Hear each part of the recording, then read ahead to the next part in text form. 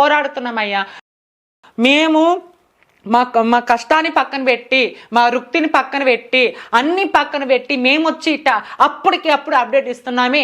మేము సనాతన ధర్మం గురించి పోరాడుతున్నాం. మేము పోరాడే చాలా మంది యావత్ ప్రపంచము ఇప్పుడు ముందుకు వస్తుంది. ఓకే, సో గురుజీ మీరు చెప్పండి, కొన్ని వీడియోస్ మనం చూస్తూ ఉన్నాం, కొన్ని ఛానల్స్కి తను ఇంటర్వ్యూ ఇస్తూ ఉన్న సందర్భాలలో కూడా వెనకాల మనకి విగ్రహాలు కనిపిస్తాయి. ఎందుకంటే గతంలో నేను ఇంటర్వ్యూ చేశాను కాబట్టి.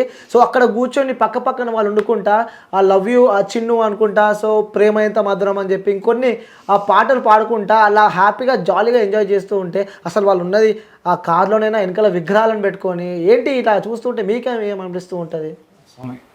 ముందుగా మాధురి అమ్మకి కృతజ్ఞతలు. ఏంటంటే ఎంత మనసు పూర్తిగా మాట్లాడుతుంది అంటే ఈవిడ ఎంతో ఫీల్ అయింది. సనాతన ధర్మం అని అంటే అదే చూడండి. ఎందుకంటే ఖచ్చితంగా ఒక దగ్గర మనం ఎదుగుతున్నామా లేకపోతే ఏదైనా మాట్లాడుతున్నాం అంటే ఖచ్చితంగా అడ్డు ఉంటుంది.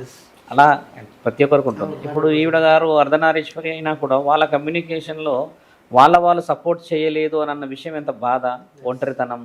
నేను కూడా నెగిటివ్గా వచ్చిన విషయ వివరణలు చూశాను. తర్వాత వేరే వాళ్ళు కూడా పేరు తీసి యాడ్ చేశారు. శివరుద్ర సాధు అని నా పేరు తీయడానికి చాలామంది ముందుకు రాలేరు, కానీ ఈ అమ్మని కొంతమంది అయితే వ్యక్తిగతంగా ఇబ్బంది పెట్టారు. ఇవన్నీ చూసుకుంటూ వచ్చిన ఒక మనస్సాక్షి ఎలా ఉంటుందంటే స్వామి, ఎంత ట్రోల్ చేసినా ఆవిడ ఈరోజు గెలిచింది. అంటే శ్రీనివాస్ మీద అన్ని కేసులు వచ్చేసాయంటే శ్రీనివాస్ తప్పించుకునే అవకాశం లేదు. ఆ రోజు ధర్మం గెలవాలి అని చేసిన ప్రయత్నాలన్నీ ఈరోజు మీరందరూ బయటకు వచ్చారు. ఒకవేళ మేము చేసిన ప్రయత్నంలో కానీ ఇప్పుడు చాలామంది, ఇప్పుడు అక్కడ బాలకృష్ణ గారు కాశీ నుంచి ఎన్నో వీడియోలు తీస్తున్నాడు, ఆయన కూడా తీరిక లేని సమయం. అక్కడ నుంచి చేస్తున్నాడు అని అంటే ధర్మం గెలిపించడానికి ఇద్దరు మాత్రమే చాలు. ఈరోజు మీరందరూ తోడయ్యారు. నిజంగా అదృష్టమైన విషయం ఏంటనంటే ఈ వర్షిణి అమ్మ కూడా తొందరలో తెలుసుకొని సనాతన ధర్మం వైపు వచ్చేసిందా, ఆమె కూడా ధర్మం వైపు ఉంటుంది. ఎల్లూరి శ్రీనివాస్ అన్ని మోసాలు చేసుకుంటూ వచ్చాడు. ఒక విగ్రహ ఆరాధన అనేది భూమిలోనే చేయాలి, బాగా గమనించాల్సింది. మనం కొన్ని సందర్భాల్లో అయ్యప్ప స్వామి పూజ, పడి పూజలు చూస్తాం, శివుడి పడి పూజలు చూస్తాం కదా, అక్కడ ఊరేగింపు విగ్రహాలు మాత్రమే పెడతారు అక్కడ. అంటే అవి తీసుకెళ్లి మళ్ళీ ఎక్కడ పెడతారు, గుడిలో పెడతారు. మరి శ్రీనివాస్ చేస్తుంది తప్పు కదా. విగ్రహాలు అలా చేయకూడదు క్యారీ ఎప్పుడు కూడా. ఎందుకంటే ఒక విగ్రహం నిలకడ ఉంటేనే వాటిపైన ప్రమదగణాల శక్తులు ఉంటాయి. ఇప్పుడు కారులో తీసుకెళ్ళి నువ్వు అశ్లీలంగా ఉంటావా, లేకపోతే నువ్వు ఏ విధంగా ఉంటావు, అమ్మాయిని పెళ్ళని అంటావు, శోభనం అంటావు, కాబట్టి నీ వెనకాల దేవుడు ఉన్నాడంటే అసలు నమ్మను నేను. దేవుడు ఉంటే నీకు అసలు ఈ పరిస్థితి రాదు. ఒక రుద్రాక్ష వేసుకున్న వాడినే మనము పవిత్రంగా ఉన్నాడు అంటాం కదా. ఒళ్ళంతా రుద్రాక్షలు వేసుకుని నీకు ఇన్ని అవమానాలు పడితే నువ్వు పవిత్రంగా ఎలా ఉన్నావు? మరి మహాముక్కంటికి 3 కన్నులు ఉన్నాయి ఇలాంటి వాళ్ళని చూడడానికి. ధర్మం అనేది చాలా చాలా చాలా పెద్ద మర్మం, అది తెలుసుకోలేము అంత సులభంగా.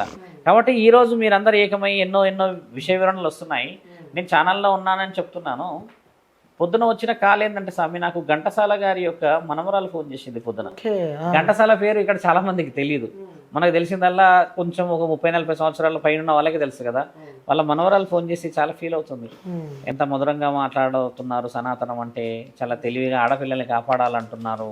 అసలు ఈ రోజుల్లో ఒకరిని ఒకరు పట్టించుకోలేని దాంట్లో మీరు అందరినీ ఒక దగ్గరికి తీసుకొస్తున్నారు, ఒక ఐకమత్యాన్ని తీసుకొస్తున్నారు. మహిళా సంఘాలు చాలామంది కదులుతున్నారు, మాట్లాడుతున్నారు, వారి యొక్క అభిప్రాయాలు చెప్తున్నారు అని అంటే అక్కడ నిజం ఉన్నది కాబట్టి వాళ్ళందరూ బయటకు వస్తున్నారు. అబద్ధం అయితే వచ్చేవాళ్ళం. మొదట్లో అఘోరాకే సపోర్ట్ ఇచ్చారుగా వీళ్ళందరూ. జై అఘోరి మాత అని అన్నారా? లక్షలు ఎలా పోతాయి, ఊరికే పోతాయా? త్రిశూలం పట్టుకొని తిరుగుతున్నాను నేను చెప్తున్నాను కదా స్వామి. ఒక పూజకి వెళ్ళినా మన దగ్గర ఒడి నింపడానికి ఆలోచిస్తారు. బాగా గమనించాలి. ఎంత పూజ 1.5-2 గంటలు గట్టిగా అరిచి మంత్రాలు చదివితేనే మళ్ళీ మన ఓడిలో ఏం పెట్టాలి స్వామి అని అడుగుతారు. ఇలాంటి వాళ్ళు కూడా ఉన్నారు ఇక్కడ, లేరని కాదు. ఇచ్చేవాళ్ళు ఇచ్చేవారు ఉంటారు. కానీ ఇప్పుడు సనాతన ధర్మం అని పేరు చెప్పేసి ఒళ్ళంతా విభూతి రాసేసుకొని రుద్రాక్షలు పెట్టేసుకొని బట్టలు వేసుకోకపోతే లక్షలు ఇవ్వాలని ఎక్కడ ఉంది స్వామి? 9 లక్షలు 10 లక్షలు 9-10 లక్షల విషయం ₹1 కోటి దాకా వచ్చింది ఇప్పుడు వ్యవహార ట్రాన్సాక్షన్స్. అసలైన నాగసాధులు ఏమో రూపాయి తీసుకోరు, మొహం మీద వాడేస్తారు.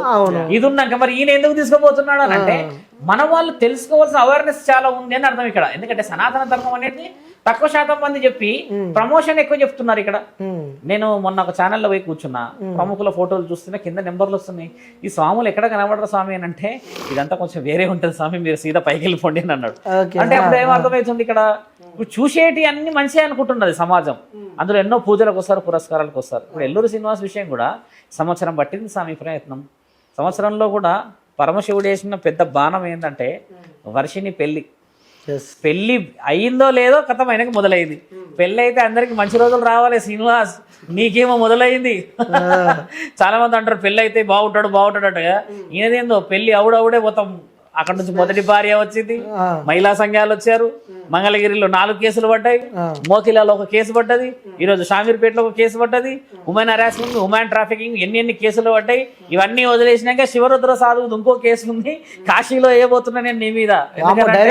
డైరెక్ట్ అఘోరాల అఖాడాల నుంచి నీ మీద వేపియాలి. ఎందుకంటే నీకు కావాల్సిన మర్యాద ఇది చిన్నది కాదు. శరీరానికి దెబ్బలు తగిలితే మారారు మనుషులు, ఇప్పుడు మనసుకు తగలాలి. ఆయన ఎంతమంది కొట్టలేరు, మంగళగిరిలో కొట్టిరు, అక్కడ పోలీసు వాళ్ళు కొట్టిరు, వీళ్ళు కొట్టిరు. ఒక ఆయన అయితే గుంజుకొని పోయిండు.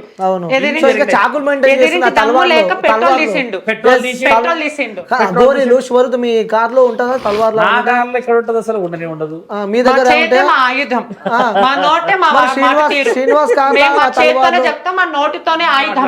మీ దగ్గర పెట్రోల్ కార్ లో పెట్టుకుంటారా లేకపోతే అట్లా క్యారీ చేయడానికి రాదు.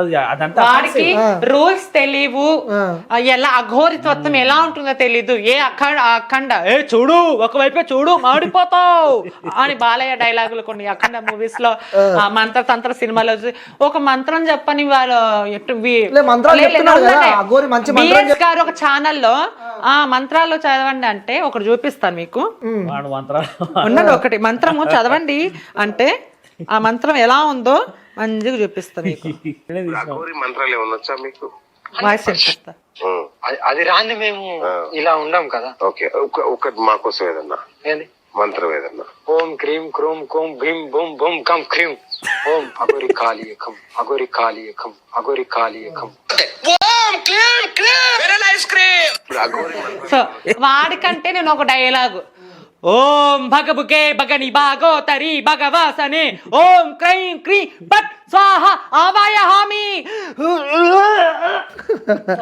ఆ డైలాగ్ అంటే ఈ డైలాగ్ అన్నా బాగుంది, వైరల్ అయింది. ఓకే, ఆ డైలాగు గురుజీ నిజం చెప్పండి, ఇప్పుడు ఇవి శ్రీనివాస్ వ్యక్తిన చదివిన మంత్రాలు ఎక్కడన్నా ఉన్నాయా? శాస్త్రాలు ఉన్నాయి? ఓం క్రీం గూగుల్ క్రీం లేదు. యాక్చువల్లీ శ్రీనివాసకు తెలియాల్సింది ఏంటంటే అఘోరాలు నోటి ద్వారా మంత్రాలు చదివే అర్హత లేదు.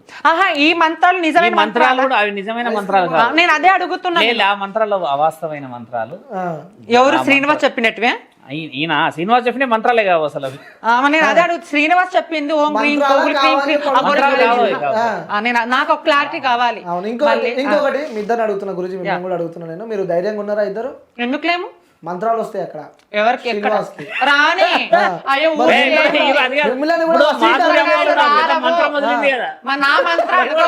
నా మంత్రము ఒకవైపు వాన మంత్రం వస్తే నా మంత్రానికి దేశం అంతా తట్టుకుంటారా? వసీకరణ చేస్తే మీతో అవుతుందా? ఫస్ట్ నన్ను చేతబడి చేసేసి మనం ఒక పని అయిపోతుంది. ఆ సత్తా కూడా చూద్దాం. మళ్ళీ రివీల్ చేస్తా కదా, ఘోరాన్ని అమ్మాడిని అంటాగా. మళ్ళీ ఆ ముచ్చట కూడా ఉంది. నువ్వు నిజంగా వసీకరణ నన్ను నిజంగా చేయగల. మళ్ళీ చూస్తారు ఈ వీడియో అఘోరి శ్రీనివాస్ గారు చూస్తే భయపడిపోవాలి. గజగజగజగా దేశవ్యాప్తంగా నమ్మట్లేదు, మేమెందుకు నమ్ముతాం? అంతే ఏం లేదు. వాడికి నిజంగా ఒక మాట, నిజంగా మనకు మంత్రతంత్రాలు వస్తే అవి వద్దు కానీ దేశాన్ని కాపాడమనయ్యా, చిన్నపిల్లల హత్యలు ఆపమనయ్యా, అది చాలయ్యా. ఒక రైతు పంట పండక ఆత్మహత్య చేసుకుని చచ్చిపోతా ఉంటే మళ్ళీ అఘోరిగాడు ఎక్కడ వెళ్ళారు? అందుకోసమే నేను ఇక్కడికి వచ్చినా అని చెప్పి ఒక ట్రాన్స్జెండర్ కమ్యూనిటీ వాళ్ళు ఇప్పటికీ మా జీవితాలు మారలేదు. ఎక్కడో ఒక చోట మాకంటూ ఒక ఉద్యోగాలు అన్ని వస్తున్నాయి, మా జీవితాలు మార్చమను.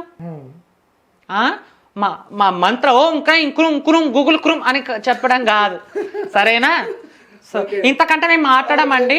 నిజంగా వీని గురించి ఎంత మాట్లాడినా వీనికి సిగ్గు శరం ఉండదు.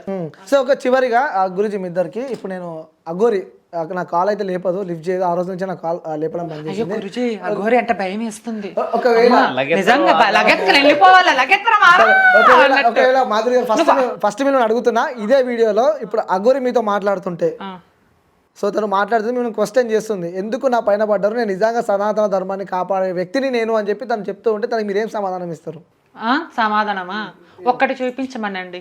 నా పోరాటంలో న్యాయం ఉంది, గురూజీ పోరాటంలో ఒక్క నిమిషం, నా పోరాటంలో న్యాయం ఉంది, గురూజీ పోరాటంలో న్యాయం ఉంది. మేము ఎంత అవమానాలు, మా జెండాను కించపరిచినా కానీ మేము ఇప్పుడు మీ ముందు ఇలా ఉన్నాం. లేకపోతే 30-40 మంది ఎవరు ఫోన్ చేస్తారు? ఒక్కొక్కరు 30-40 సార్లు ఫోన్ అంటే మా పోరాటంలో న్యాయం ఉంది అయ్యా.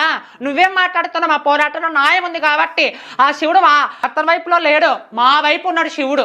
నేను ఎన్ని యాత్రలు తిరుగుతానో మీకు తెలుసు. శివుడు నేను ఎక్కువనే కాశీలో నాకు బాధ వచ్చిన ఏమొచ్చినా కాశీలో ఆ శివయ్య మా తోడు ఉన్నాడు కాబట్టి ఈ పోరాటం మేము ఇంత ముందుకు తీసుకొని వచ్చాము. ఇంకా ముంగట్ట కూడా మేము తీసుకొని వస్తాము. ఇంకొక్కడు ఎవరైనా కానీ ఇలాంటి వేషధారణ చేసుకోవాలంటే అమ్మ తెలంగాణలో శివరుద్ర గారు ఉన్నారు, మాదిరి గారు ఉన్నారు, నాయన నువ్వు ఉచ్చమస్కరం పోవాలా అలా చేస్తాం మేము. నిజంగా మాటలతో కాదు, నిజంగా మేము చెప్పినట్టు నిజమండి. మాట్లాడుతుంటేనే మీ బాధను వ్యక్తం చేస్తున్నారు కదా, మాకు నాగోరిలాగా మేము ఓం క్రైమ్ క్రీమ్ గూగుల్ క్రీమ్ అట్లా చేయము. మేము ఏదైనా మాటలు మేము పబ్లిక్ గానే చేస్తాం. మేము ఒక మంత్రం చదివినా ఉన్నాలా. ఓకే, సో చివరిగా ఈ శ్రీనివాస్ ఎవరైతే ఉన్నారో నేనైతే అఘోరి అని చెప్పి పిలువను. ఒకప్పుడు పిలిచావు అఘోరి మాత అని, మళ్ళీ ఎక్కడైనా ఒకప్పుడు నేను ఒక నిమిషం ఒకప్పుడు లబ్బో దిబో అంటే అఘోరి మాత మీకు ఎట్లా తెలుసు, మీరు చూసారన్నా ఓకే, ఏదైనా మా మంచి కోసం మీరు పోరాడుతున్నారు. మీరు ఆ రోజు ఎట్లా అన్నారు అఘోరి మాత? డిక్కీ ఓపెన్ చేసి సిలిండర్ చూపించింది ఎవరు? సో మరి డిక్కీ చూపావా? ఓకే, మరి ఇదేంటి? ఇప్పుడు ఎవరు గొప్ప వాళ్ళు చెప్పుకుంటే పోరాటాన్ని ఎవరు పోరాడతారండి? ఒకరేమో నా పేరు చెప్పలేదు అంటారు, ఇంకొకరేమో నన్ను గుర్తించలేదు అంటారు. మీరు సనాతన ధర్మం కోసం పోరాడుతూ పబ్లిసిటీ కోసం చేస్తున్నారా? నేను లేదు ఇయుండు, నేను కూడా వీళ్ళందరూ వీళ్ళకంటే ముందు నేను వచ్చానని నేను చెప్తా. మళ్ళీ ఏంది ఎవరికి వాళ్ళు గొప్పలేనా? పోరాడాలి. అవును, మీకంటే నేనే ఎక్కువ పోరాడుతున్నాను అయ్యా. మీరే 100% పోరాడుతారు, మీకైనా 20%. నా శివుడు తోడు ఉండగా నాలాంటి వాళ్ళని 100 మంది సపోర్ట్. విషయం ఏంటంటే తెలుసా స్వామి, అంటే గొప్ప అని కాదు, నేనంటే శివతత్వంలో ఉన్నా సాధుతత్వంలో ఉన్నా కాబట్టి పోరాడొచ్చు. ఇప్పుడు ఈ అమ్మకి ఏంటంటే వ్యక్తిగతంగా భక్తి, ఇప్పుడు ఈమె జీవితం అనేది వేరు మళ్ళీ, కానీ ఆవిడ ప్రత్యేకంగా శ్రద్ధ వచ్చింది కాబట్టి ఆవిడ నా పైన చేతే. ఎందుకంటే నేను ఇలా ఉన్నా కాబట్టి నేను ఖచ్చితంగా శివుడి గురించి మాట్లాడాలి, సనాతన ధర్మం గురించి అడ్డుకుంటా. అంటే నా హక్కు ఇది సాధనలో. ఇప్పుడు ఈ అమ్మ రావడం అనేది ఇక్కడ మార్పు. ఎందుకంటే సనాతన ధర్మం అంటేనే అది చెట్టు పుట్ట, మామూలుగా చలనం లేకుండా పడుకున్న వాళ్ళు కూడా కదలడమే సనాతన ధర్మం. ఇప్పుడు ఈవిడ వచ్చేస్తే ఈవిడ తోటి ఎంతమంది బయటకెళ్తున్నారు ఇప్పుడు? అంటే ఈవిడలో మార్పు చూసడంతోనే మిగతా వాళ్ళు వచ్చారు కదా. ఇప్పుడు నేను వచ్చిన తర్వాత సాధు సంస్థలందరూ రావడం అనేది సహజ సిద్ధమైనది, ఎందుకంటే మా జీవితాలు ఉన్నాయే దానికోసం. కానీ ఇలాంటి వాళ్ళు రావాలంటున్నా నేను. మహిళా అధ్యక్షులు ఫోన్లు చేశారు నిన్న చాలామంది, ఎక్కడెక్కడి నుంచో ఫోన్లు చేసి ఏమన్నారంటే మేము కదులుతున్నాం స్వామి, మాలో ఒక ఐక్యత వచ్చింది, ఆడపిల్లలు మేము చాలామంది బయటకు వస్తున్నారు కదా, మాకెంతో ధైర్యం అనిపిస్తుంది, పోరాడుతున్నారు కదా. అంటే ఇది కావాల్సింది. ఇప్పుడు ఇంట్లో ఉన్న వాళ్ళు ఒక 30 సెకండ్స్ ఒక వీడియో వదిలితే సరిపోతుంది సనాతన ధర్మం అంటే. అలాంటివి చేయడం వల్ల ఏమవుతుంది అంటే సమాజంలో సీఎం రేవంత్ రెడ్డి గారి దగ్గర నుంచే కానీ ఉన్నతాధికారుల దగ్గర నుంచే కానీ ప్రెషరైజేషన్ మనం తీసుకురాగలుగుతాం. అంటే ఒక వే ఇది. అంతేగాని ఇప్పుడు అఘోరి ఎల్లూరు శ్రీనివాస్ ఏమంటాడు, ఆ సీఎం రేవంత్ రెడ్డి గారిని గట్టిగా తిట్టేస్తున్నాడు. వాడికి ఏం అర్హత ఉన్నది? తలా మొన్న వేరే చేస్తా, సీటు దింపుతా. ఫస్ట్ నిన్ను జనాలు ఏం చేస్తారో అది చూసుకో. ఫస్ట్ ఎన్ని మాటలు అవన్నీ అవసరం? నువ్వు ఏపీ తెలంగాణ గురించి మాట్లాడే అర్హత లేదు, నువ్వు కోల్పోయావు. ఒకప్పుడు నేను అమ్మ అని నమ్మేటోళ్ళు ఈరోజు పో అని అంటున్నారు. అది తెలుసుకొని నువ్వు ముందుకు రావాల్సిందే. మొత్తానికి అయితే మనందరం కలిసి సనాతన ధర్మాన్ని కాపాడదాం, సో పోరాడదాం. థ్యాంక్ యూ అండి. మీడియా మిత్రులందరికీ థ్యాంక్ యూ సో మచ్. అప్పుడు ఇప్పుడు సపోర్ట్ చేయాలి. నా వెనక ఎవరు లేరు. నేను ఒక ట్రాన్స్జెండర్ గా నేను ముందుకు వస్తున్నా. ప్రతి ఒక్క ట్రాన్స్జెండర్ నాకు సపోర్ట్ చేయండి. చేయకపోయినా నా శివుడు నా తోడున్నాడు. జై Sriram. Okay Guruji, thank you so much Guruji.